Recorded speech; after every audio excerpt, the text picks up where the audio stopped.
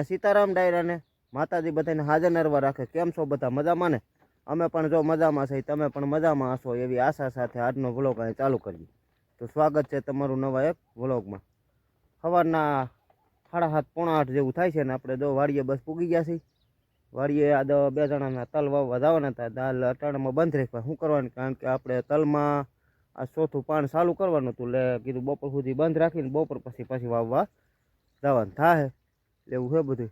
એટલે વાવવામાં આજકાલ આસુ ઉરિયા નાખવું, ઓલા વાવવામાં શું પાવામાં, ટૂંકમાં ચોથું પાણ પાવામાં આજકાલ આપણે આસુ ઉરિયા નાખવું છે. અને ભેગું શું ભેળવવાનું છે તમને બતાવું.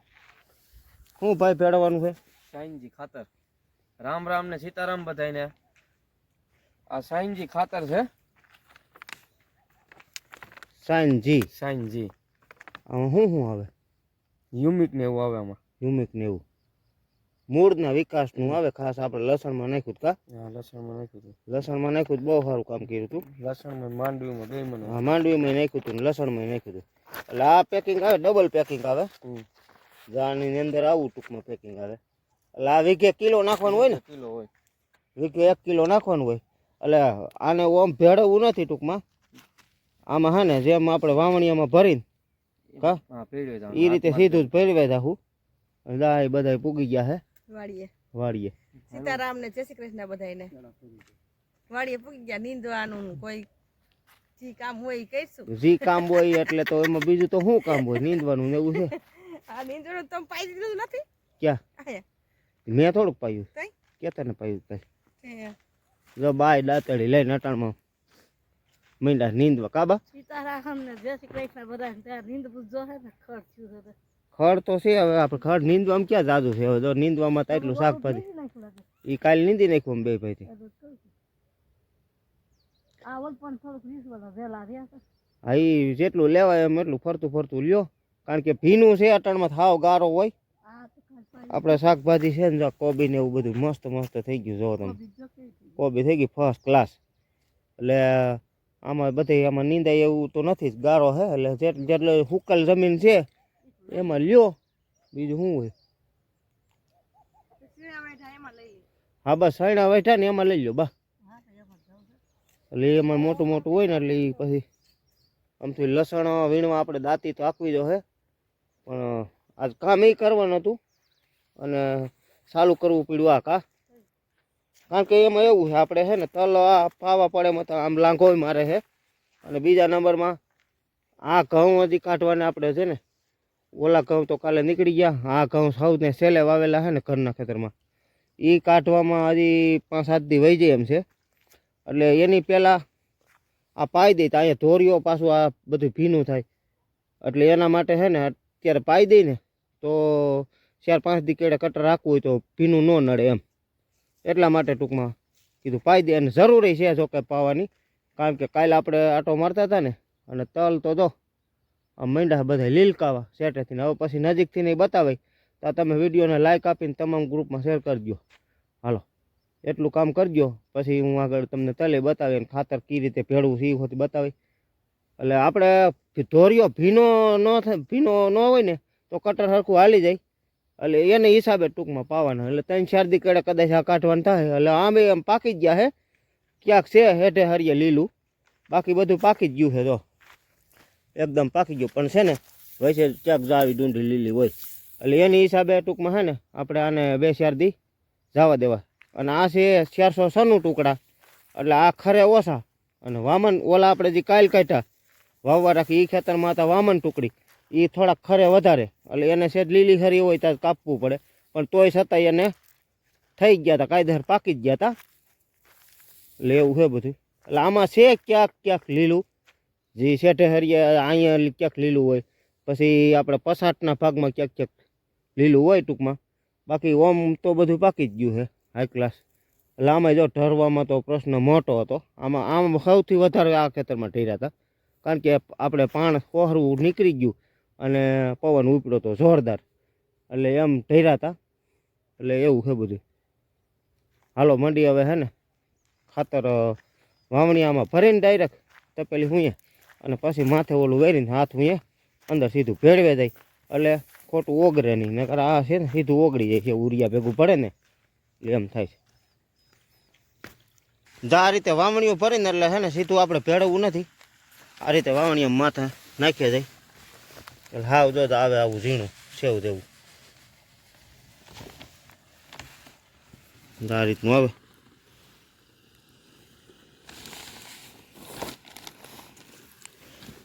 વીકે કિલો નાખવાનું કા ભાઈ.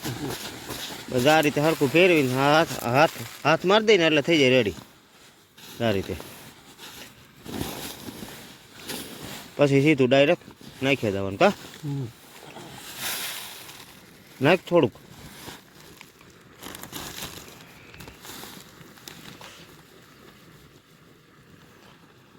બસ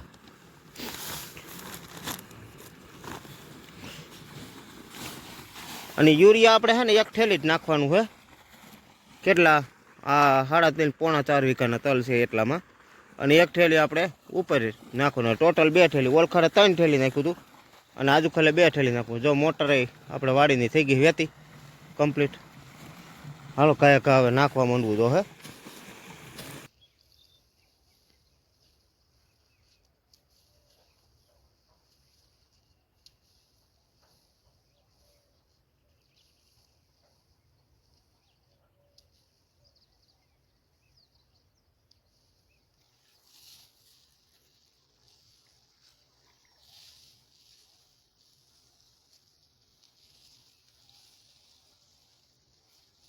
ખાતર આમાં આપણે 12 વાતરમાં નખાઈ ગયું ને 8 વાતરમાં આ બાજુ રહ્યું છે.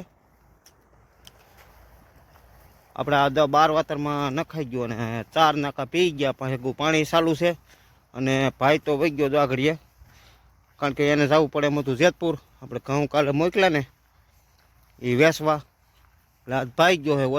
ઓલે વખતે હું ગયો હતો એટલે આજકાલે ભાઈ ગયો. જો આપણે 4 નાકા પી ગયા છે ને 5મામાં જાય છે.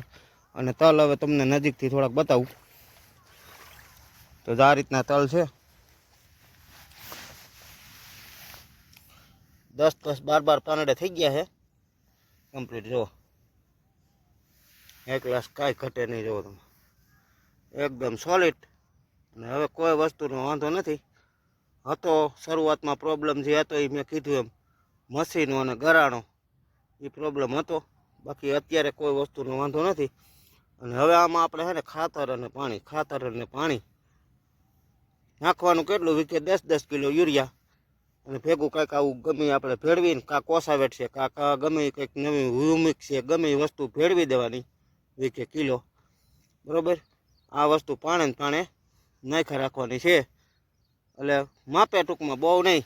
બાકી દવાનો હવે કાંઈ જરૂર આમાં છે નહીં ટૂંકમાં. હવે વાતાવરણ જો સુધરી ગયું છે. કાલથી ઘણો સુધારો આવી ગયો છે. અને અત્યારમાં તો થોડુંક ઘણું ખરું ખરાબ હોય જ. શું કરવાને કે અત્યારે હજી તો આ મિશ્ર ઋતુ છે. મિશ્ર ઋતુની હિસાબે ઘડીક પવન ગોથા મારે સવારમાં, ઘડીક આમ ઉગમણાથી વાય ને. અને સાદા ભાગનો આપણે છે ને આ ભાગનો જ વાય છે. જે ભૂર પવન આપણે કહીએ આ ખૂણામાંથી આ ઉગમણો જ વાય છે.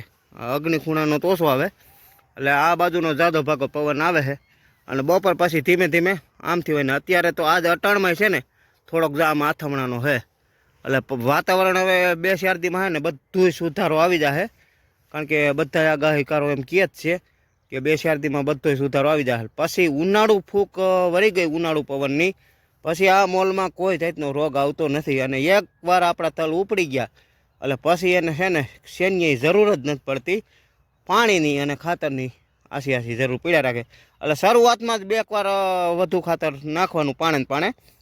એટલે પછી તો ન જરૂર પડે. પછી એકવાર જ્યારે દોડવા બંધાઈ ગયા કેળે ટૂંકમાં ત્યારે એકવાર ખાતર સારું નાખવું પડે. કાં 20-20-0-13 અને કાં મહાધનનું 24-24 ગમે એક ખાતર સારું એકવાર રાઉન્ડ મારી દઈને એટલે દાણા આપણા ટૂંકમાં સારા ક્વોલિટી બને એમ.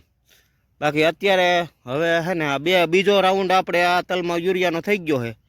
અને હવે ત્રીજો એકવાર હજી આવતા પાણે એકવાર કરશું. પછી ખાતરે બંધ ટૂંકમાં. અને પાણ જ ચાલુ રાખવાનું. પાણ અત્યારે તો હજી અઠવાડિયે પાય તો હાલે. 5-7 દી અઠવાડિયે. પછી જમીન માથે આધાર રહીએ બધોય. પછી ટૂંકમાં 4-5 દી પાવા પડે.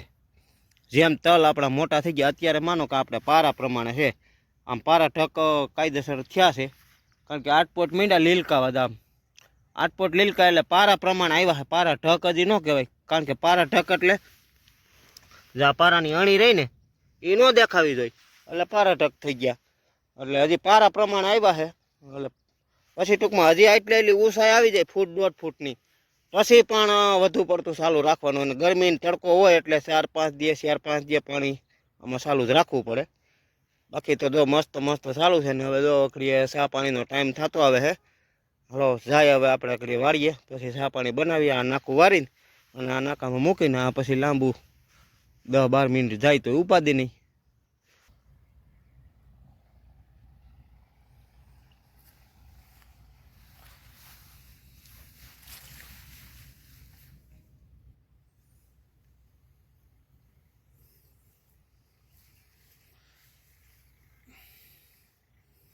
સા પાણી જો પાકે છે ને પોપૈયું સુધાર્યું કા પોતે ખાવાય મંડી તો હે બા એકલી મંડી ખાવા હે ભલે ખાય એમ કેમ નથી ખાવું હે નથી ભાવતું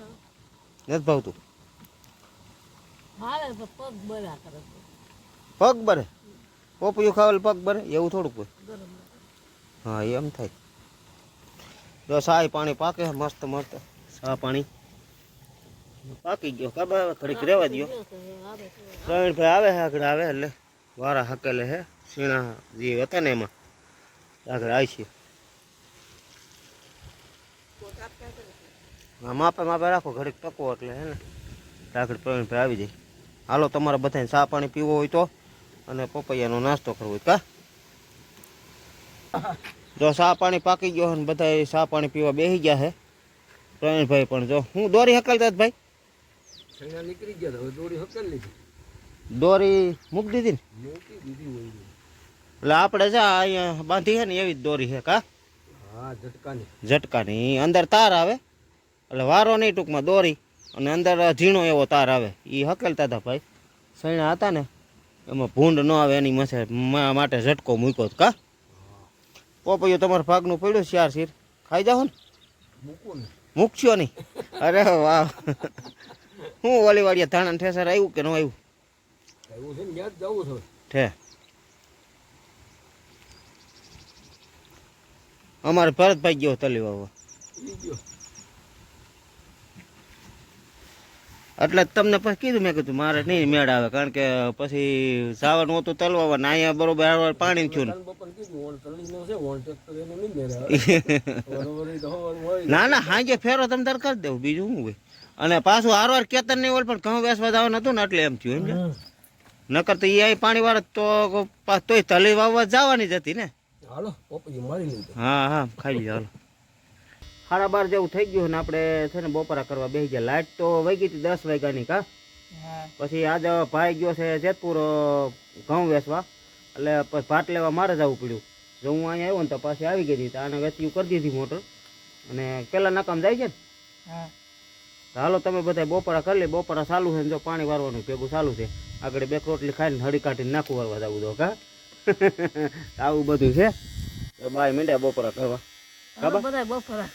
હા બપોરામાં તમારે જાવ છે હાલો બપોરા કરવા બપોરામાં વાલ વટાણા ને તુવેર ને સુરા ને બધું છે મિક્સ શાક બધું સાઈઝ છે હા સાઈઝ છે લીલી ડુંગળી છે પછી ગાજર ને મરચાંનું અથાણું છે ઘઉંની રોટલી છે હાલો તમે બધાય બપોરા કરવા કાબા હા